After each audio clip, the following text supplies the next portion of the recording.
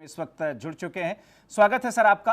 और कुछ ही देरी में हमारे साथ में एक ऐसे कोरोना के सर्वाइवर जुड़ेंगे जिन्होंने खुद तजुर्बा किया है उस कोरोना के संक्रमण के चपेट में आने के बाद में डर का भी, भय का भी, स्ट्रेस का भी, और फिर इलाज करवा करके उन्होंने कोरोना को मात दिया है और जिंदगी अब दोबारा से उनकी पटरी पर है।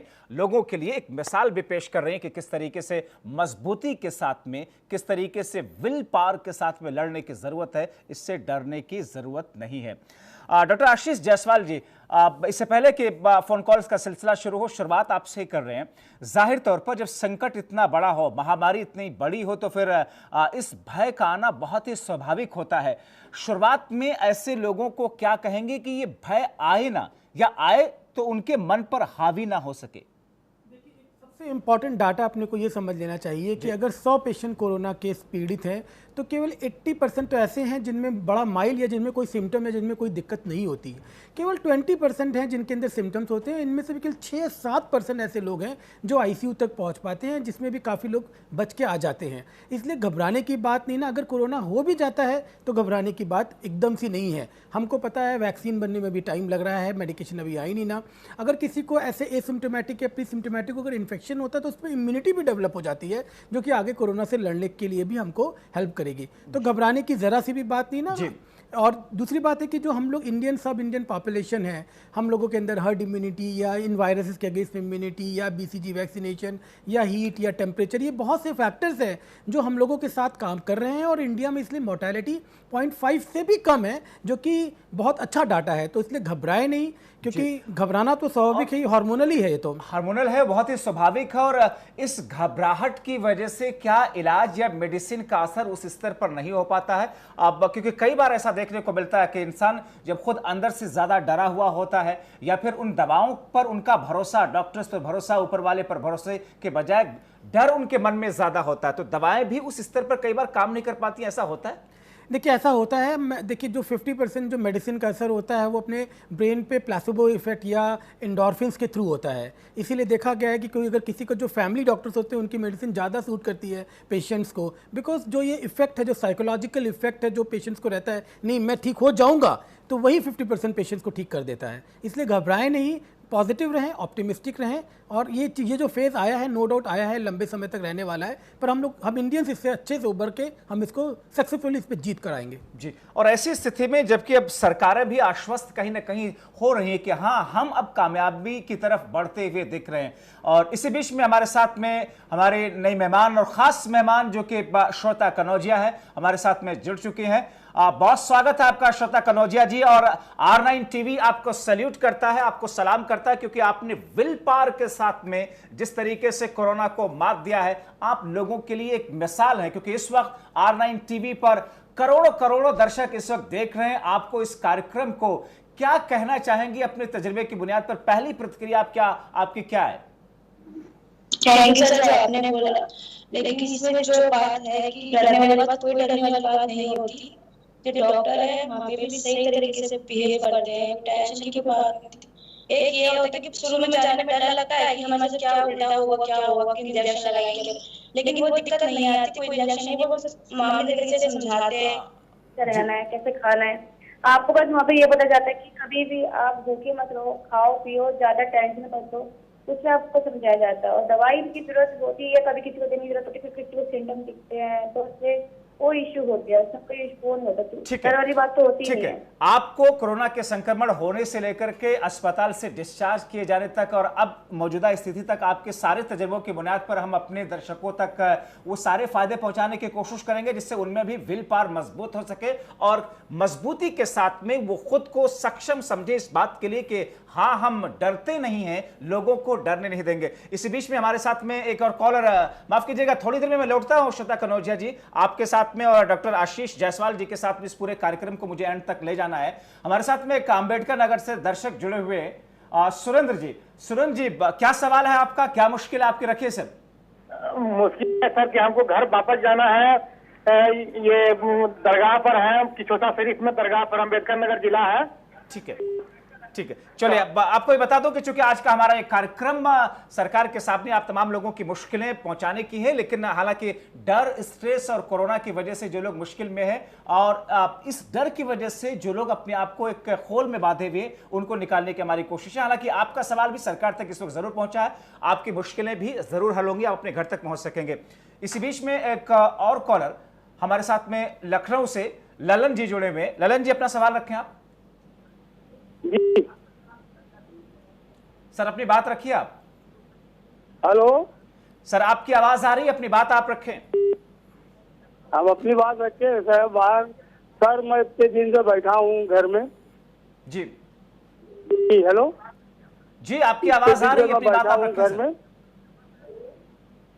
जी मैं इतने दिन से बैठा हूँ घर में और सर मेरा काम धंधा बंद है और कोई एक पैसा काम नहीं हो पा रहा। मैं काम करता हूँ। यानी कि आपके चारों तरफ एक डर का भाई माहौल पैदा हो रहा है, आप सोच रहे हैं, घबरा रहे हैं तमाम चीजों से लेकर के कि आर्थिक व्यवस्था चरमराई हुई है, काम धाम है नहीं, घर पहुंच नहीं पा रहे। जी शुक्रिया आपका ललन जी। डॉक्टर आशीष जायसवाल जी, हालांकि उनका जो डर है वो दूसरी चीजों की तरफ ज्यादा है, मगर वो चीजें भी मिल करके और कोरोना के संक्रमण के असर के अगर हो गया तो क्या होगा, ये सारा मिला जुला करके उनका डर जिस तौर पर देख रहा है। और ऐसे में हमारे साथ में कोरोना से जीत करके जंग जो हमारे साथ में जुड़ी हुई श्वेता कनौजिया जी, उनसे भी पूछेंगे। आशीष जायसवाल जी, ऐसे लोगों के लिए आप क्या कहना चाहेंगे, जैसे कि लखनऊ से ललन जी ने पूछा? देखिए, सबसे इंपॉर्टेंट क्या है कि गवर्नमेंट आपके साथ में है, आप एक नंबर गवर्नमेंट से केवल दूर हैं। अगर आप आसपास जो भी आपके स्टेशन है, पुलिस स्टेशन या जो भी एसडीएम है, डीएम है, अगर आप उनके पास अपनी प्रॉब्लम्स लेके जाएंगे 100% इसका निवारण होगा। इस समय जो लॉ एंड ऑर्डर इतना स्ट्रिक्टली और इतना विजिलेंटली काम कर रहा है कि आपको परेशान होने की ज़रूरत ही ना, बस आप अपनी जो प्रॉब्लम्स है उसको दूसरे पर ले जाइए। एक जो दूसरा कंपोनेंट है, जो फियर का कंपोनेंट है, डर का कंपोनेंट है, तो देखिए आप डरिए मत। डरने से कोई भी प्रॉब्लम बढ़ती है, कभी कम नहीं होती है। डरने से हमारी जो डिसीजन लेने की क्षमता होती है, जो पैनिक अटैक के कारण जो हम लोग अच्छे डिसीजन नहीं ले पाते, जो हम ले सकते हैं, वो भी कम होता है। इसलिए हम लोग अपने को सामने रखें, डिप्रेशन में न जाएं, डरे नहीं, और इसी से आप प्रॉब्लम सॉल्व हो जाएगी। इसलिए मैं श्वेता कनौजिया जी से इस बात को समझना चाहूंगा कि श्वेता जी, जब आपने टेस्ट करवाया और आपकी रिपोर्ट जब पॉजिटिव निकली, जाहिर तौर पर उस वक्त तो मन में अलग अलग तरह के सवाल, अलग अलग तरह के डर पैदा हुए होंगे। कैसे आपने अपने आप को उससे निकाला? सर जी, डर तो होता ही है, लेकिन एक हिम्मत भी थी कि पेरेंट्स की हिम्मत थी कि पेरेंट्स ने बोला डरने की जरूरत नहीं है। दूसरी बात ये कि जो डरने की जो आप बता रहे हो कि डर लगता है, हाँ लगता है डर कि सामने वाले बंदे कैसे हमसे बिहेव करेंगे, क्या बिहेव। लेकिन मुझे जिस हॉस्पिटल में रखा गया था, उस हॉस्पिटल में सब मुझसे अच्छा बिहेव किया गया था। ये बता हो सकता है, मुझे कोई डर तो ऐसा लगा ही नहीं कि हाँ मैं मेरे जैसे किसी और को बीमारी फैलती, वो डर जरूर लगता कि बस एक बदनामी और एक हिचक सी होती, लेकिन उनको बीमारी नहीं फैली, मुझे वो सही लगा। जी, तो आपने डर को पीछे छोड़ करके जूझने, लड़ने और उसको मात देने की कोशिश को लेकर के आप आगे बढ़ते रहिए, और यही वजह है कि आपको कामयाबी भी मिली। हम दो दर्शकों का सवाल इस वक्त ले लेते हैं, वापस आप लोगों की तरफ आते हैं। दिलीप शर्मा जो कि हमारे साथ में उन्नाव से जुड़े हुए हैं, और एक और दर्शक है जो हमारे साथ देहरादून से भी जुड़ रहे हैं। दिलीप जी, अपना सवाल रखें सर आप। जी सर।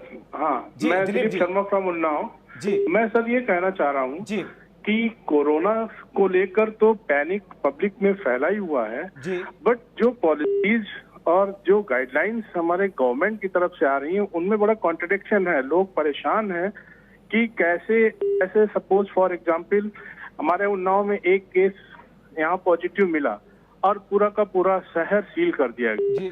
तो मेरी राय ये है कि अगर स्थानीय प्रशासन या गवर्नमेंट कोई ऐसी गाइडलाइन दे कि जो एक कोरोना पॉजिटिव मिलता है और उसके कंटेनमेंट बोर्ड को केवल उस कंटेन को, जो एरिया है, वार्ड है, उसको केवल सिक्योरिटी प्रदान कर दे, वहां से ना कोई जाए ना बाहर आए, तो सारे लोग पैनिक में नहीं आएंगे। ऐसे दरवाजे वाले हैं, ग्रोसरी शॉप हैं, कोई भी आते हैं, महंगे से महंगा सामान दे रहे हैं। ठीक है सर, बड़ा आपका सवाल पता हमने ले नहीं चल लिया रहा और है। आपकी बात समझ में आ गई है। एक और कॉलर हमारे साथ में है, विनय भूषण, जो कि देहरादून से हमारे साथ में है। विनय जी, आप भी अपना सवाल रखें।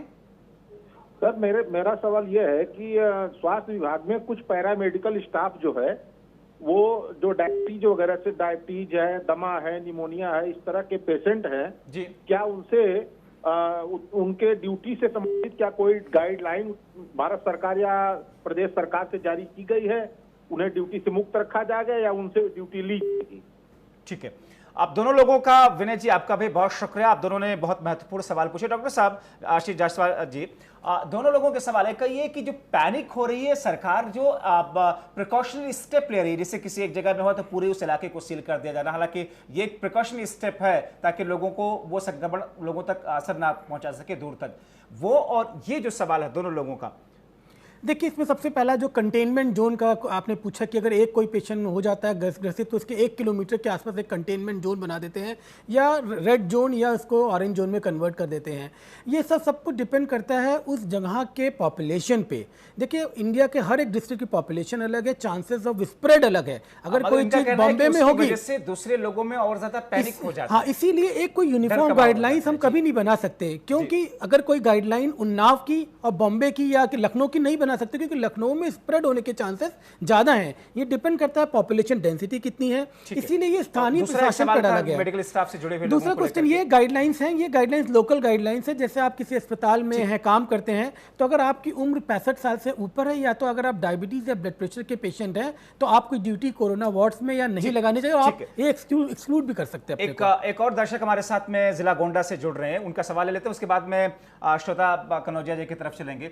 जी, अपना सवाल रखें राहुल जी। सर, समस्या ये है कि हम लोग यहाँ पे काम कर रहे हैं प्राइवेट संस्थान में जी। और प्राइवेट संस्थान इस समय सैलरी नहीं दे रही है। अब इस लॉकडाउन में अब हम क्या खाएं, कैसे हैं, कैसे अपना जीवन यापन ये मुश्किल है जिस पर लगातार हम लोग कार्यक्रम कर रहे हैं, सरकार के साथ में तमाम लोगों की मुश्किलों तक पहुंचा रहे हैं। सरकार भी इस पर वर्कआउट कर रही है और सरकार ने ये कहा है कि ऐसे तमाम लोगों को अब रोजगार देने की प्रक्रिया, जो लोग बाहर से वापस आए हैं अपने अपने राज्य में, हम उस प्रक्रिया को शुरू कर रहे हैं।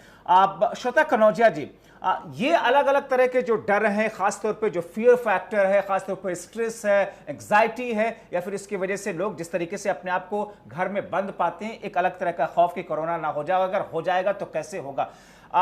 श्वेता कनौजिया जी, जब आपको हॉस्पिटलाइज किया गया, अलग अलग तरह के ख्याल मन में उस वक्त आते रहे होंगे, कुछ अलग अलग, यहाँ तक कि बहुत ऐसे ख्याल आते रहे होंगे कि शायद मैं बच पाऊंगी, शायद मैं नहीं बच पाऊंगी, शायद मुझे कुछ हो गया तो फिर मेरे परिवार वालों का क्या होगा, जो करीबी लोग हैं उनका क्या होगा।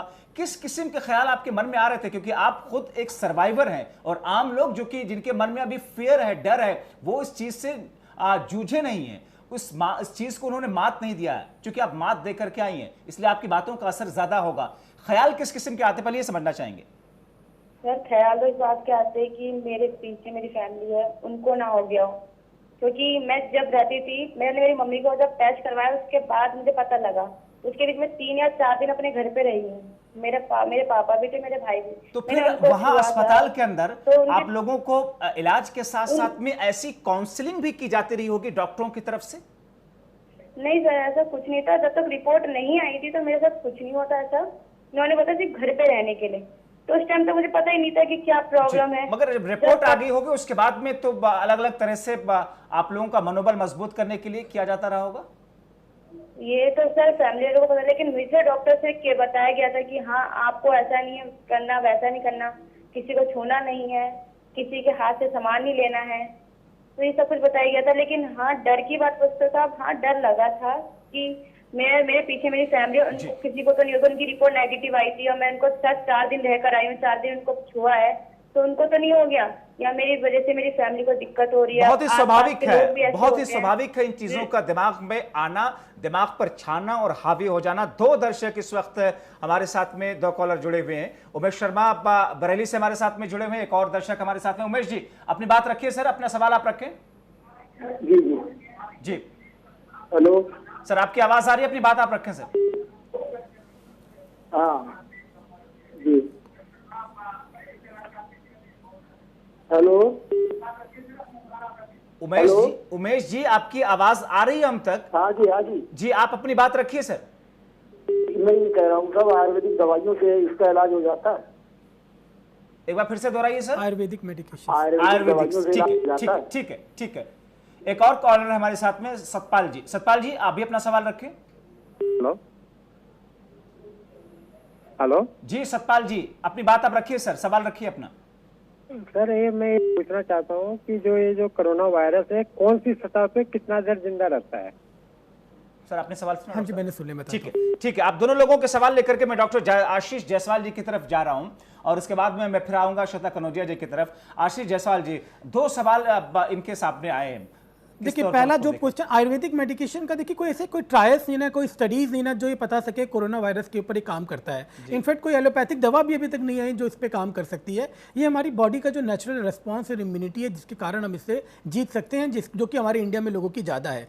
हाँ, ये बात तो प्रूवन है कि जो आयुर्वेदिक या होम्योपैथिक मेडिकेशंस हैं ये हमारी इम्यून को बूस्ट करती हैं, पर किस लेवल तक करती हैं, क्या ये कोरोना के लिए कारगर है, ये कहना मुश्किल है। दूसरा जो क्वेश्चन है कि किस सतह पे कितना रहता है, तो ये जो WHO का डाटा है वो ये बताता है कि अगर आपका कोई सतह कोई कपड़ा जैसा है उस पर 2 से 3 दिन तक कोरोना रह सकता है।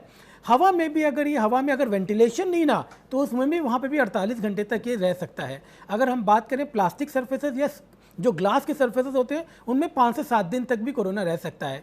कुछ स्टडीज और आई थी पानी में रह सकता है, तो पानी में नहीं रह सकता क्योंकि ये प्रोसेस्ड पानी होता है, इसलिए पानी के पीने से नहीं हो सकता। ठीक है। और श्वेता कनौजिया जी, जब आपको रिपोर्ट आपकी आ गई, आप हॉस्पिटलाइज की गई, क्वारंटीन की गई, आइसोलेशन में रखी गई, अपने आप को इन तमाम डर से जो आपके दिमाग पर, दिलो दिमाग पर छा रहे थे, अपने आप को आपने उससे दूर रखने के लिए किस किस्म की कोशिश की अपने स्तर पर?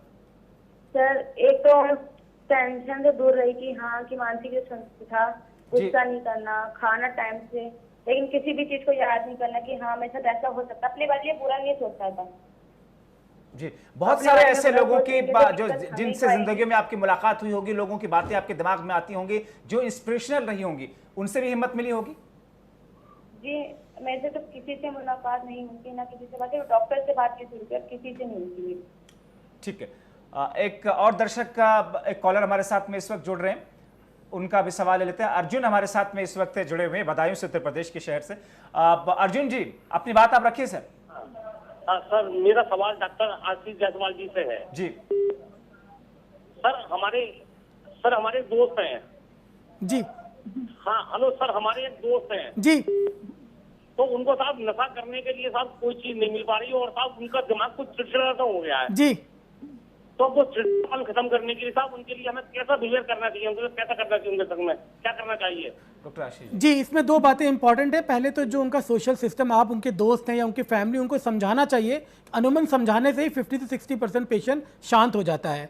जो दूसरा चीज़ है, अगर उसके बाद भी वो नहीं हो पा रहे हैं, बहुत वायलेंट है या अल्कोहल विड्रॉल के सिवियर वाले सिम्टम्स में हैं, ऐसे में आप अपने आसपास के जो डॉक्टर्स हैं, कोई साइकियाट्रिस्ट या कोई न्यूरोलॉजिस्ट है, उनसे मदद ले सकते हैं। ऐसी बहुत सी दवाएं आती हैं जो दिमाग की प्रोसेस को स्लो कर सकती हैं कुछ थोड़े समय के लिए, जिससे उनको मदद मिल सकती है। हमारे साथ में कुछ और कॉलर्स हैं, मंजूषा उन्नाव से हैं। मंजूषा जी, अपने सवाल रखिए। मंजूषा जी, आप तक आवाज आ रही है, अपनी बात आप रखिए। जी हाँ, जी हाँ। क्या मुश्किल है आपकी? सर मुझे ये इसी कोरोना के ही संबंध में बात करनी थी कि सर यहाँ उन्नाव में एक ही कोरोना पॉजिटिव निकला और सर यहाँ पे उसको रेड जोन घोषित कर दिया, बट मैंने देखा यहाँ पे जो गलियों से लोग होकर के हजारों 50 की संख्या में मेरे घर के सामने से होके लोग निकल रहे हैं। तो सर इसका क्या मतलब, मुझे कुछ समझ नहीं आ रहा है कि क्वारंटीन केवल वो वार्ड करना है, वो छोटी करनी है कि ना कि सर पूरा एरिया आपने सील कर दिया है। लोग गलियों से हो करके निकल रहे हैं, वो गलियां सील किए जहाँ से वो क्वारंटीन एरिया जो आपने किया है वहाँ पे जितने भी रास्ते उनको आपको सील करना है, ना कि आप पूरा गांव इधर से 4-5 मोहल्ले आपने यानी सील कर कि दिए। जो व्यवस्थाएं हैं, डॉक्टर साहब बहुत शुक्रिया आप मंजूषा जी। जाहिर तौर पर ये एक चिंता है और इन चीजों को लेकर के भी लोगों के मन में डर और भय का आना बहुत ही स्वाभाविक है, क्योंकि इसकी वजह से लोगों को लगता है कि संक्रमण फैल सकता है। और ऐसे में किस तरीके से संतुष्ट करेंगे डॉक्टर आशीष जायसवाल जी? देखिए, ये जो काम है वहाँ की लोकल पुलिस या लोकल स्थानीय प्रशासन का है। मैं इस समय उनकी बहुत ही तारीफ करूँगा। उन्होंने जहाँ भी काम किया उन्होंने बहुत बहुत अच्छा काम किया है और इनके कारण कितने हमारे पुलिस के जो बंदे हैं उनको कोरोना पॉजिटिव भी हो गया। हो सकता है कभी थोड़ी बहुत गलतियां, देश बहुत बड़ा है, बहुत काम करना है, बहुत बार छोटी मोटी गलतियां हो जाती हैं, मगर अगर आप इनकी बात है, आप इसके वहां पे लोकल को बात करें। श्वेता कनौजिया जी, आप जाहिर तौर पर आप एक लंबा पीरियड, इस पूरी अवधि में आप अस्पताल में या फिर दवाइयों या डॉक्टरों के साथ में जूझ करके आप आई हैं। अपनी एक्सपीरियंस से लोगों को, खासतौर पर महिलाओं को या फिर आम लोगों को आप क्या मैसेज देना चाहेंगी, क्योंकि आपकी बातों का इस वक्त बहुत असर हो रहा है, लोग आपको बहुत ध्यान से सुन रहे हैं। सर मैं यही बोलना चाहती हूँ कि डर के जब बीमारी, जब आपको पता है कि आपको ये बीमारी हो रखी है या इस बाद में आपको रिपोर्ट आती है, तो आप डॉक्टर को ये मत सोचो कि हमें घर में छुप के रहना है, किसी को नहीं बताएंगे।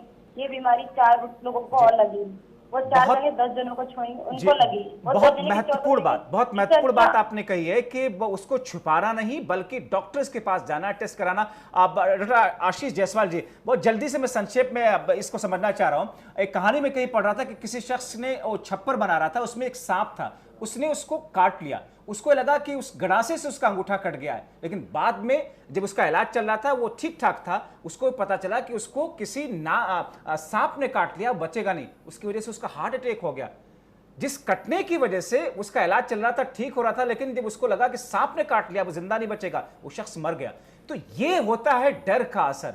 आखिरी कमेंट, आखिरी देखिए, ये बहुत इंपॉर्टेंट अच्छा एग्जाम्पल आपने दिया। ऐसे जब भी ड्रॉनिंग होती है, जब आदमी डूबने से मरता है तब भी वो हार्ट अटैक से मर जाता है। और बहुत से जितने रोड एक्सीडेंट्स होते हैं उनके अंदर आदमी एक्सीडेंट से नहीं मरता, एक कार्डियक अरेस्ट से मर जाता है, किसके डर से मर जाता है। तो इसीलिए बहुत इंपॉर्टेंट है आप डरे नहीं। ये कोई बहुत बड़ी बीमारी नहीं ना, इससे बड़ी बड़ी बीमारियों का इलाज है। थोड़ा टाइम लग रहा है, आप अपने घर पे स्वस्थ रहें, अपने को सोशल डिस्टेंसिंग करें, अपने आप को मजबूत बनाए। चूंकि वक्त की समय सीमा, बहुत शुक्रिया आपका, आप दोनों मेहमानों का, श्वेता कनौजिया जी आपका, डॉक्टर आशीष जायसवाल जी आपका। आप दोनों लोगों ने वक्त निकालकर R9 टीवी के दर्शकों के लिए, जो कि इस वक्त करोड़ों करोड़ दर्शक देख रहे हैं, अपनी बातों से, अपने सजेशन से न सिर्फ फायदा पहुंचाए बल्कि सुनिए सरकार इस कार्यक्रम के जरिए से जिन लोगों की मुश्किलें ऐसी हैं जो पुलिस प्रशासन या सरकार से जुड़ी हुई हैं, वो भी मुश्किलें अब सरकार आसान करने का या उसका हल निकालने का काम जरूर करेगी। इस उम्मीद के साथ में कि हम डरेंगे नहीं, क्योंकि डर के आगे ही तो जीत है। डर को पीछे छोड़ दीजिए, उसके आगे हम जरूर जीत करके आएंगे। अभी के लिए सुनिए सरकार।